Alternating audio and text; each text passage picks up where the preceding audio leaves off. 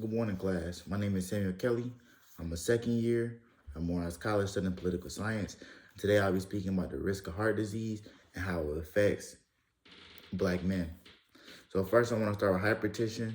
We learned about a lot with hypertension in class, and we know that it affects your extremities.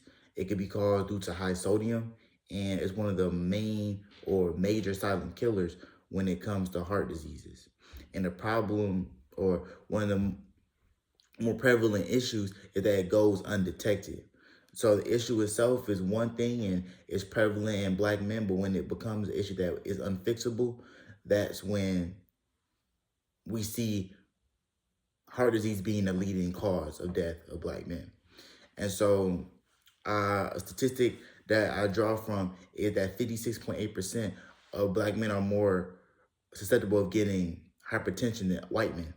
And so because we're more susceptible through our genetics, we have to be cognizant of what we're eating and what we're doing to help affect that.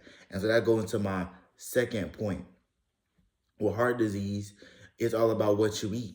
So heart disease doesn't have to be explained. Obviously, it's a problem with your heart, but what's causing these problems with your heart is what you're eating. So the nutrition in which you're putting in your body is giving the body what it needs to properly function.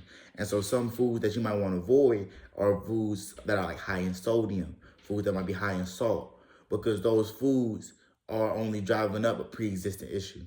Some foods you might want to consider eating are more fruits and vegetables, like eating possibly beans, rice, things that are lean proteins or whole grain, things like that, which are hearty and good for your heart, that can obviously help it work properly.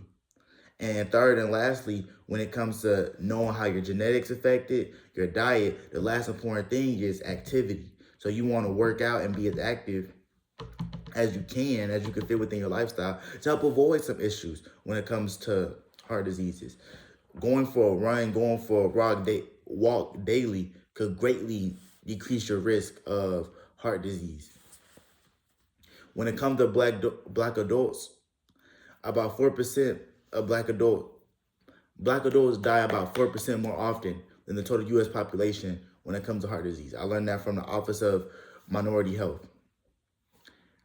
We are way more susceptible than anybody else to these heart issues because we're not going to the doctors because we don't trust them. We're not eating what we should, and we're not moving as much as we should. So if we were to work on those three things, I'm positive we could get the risk and the statistics on heart disease down significantly over time. Thank you.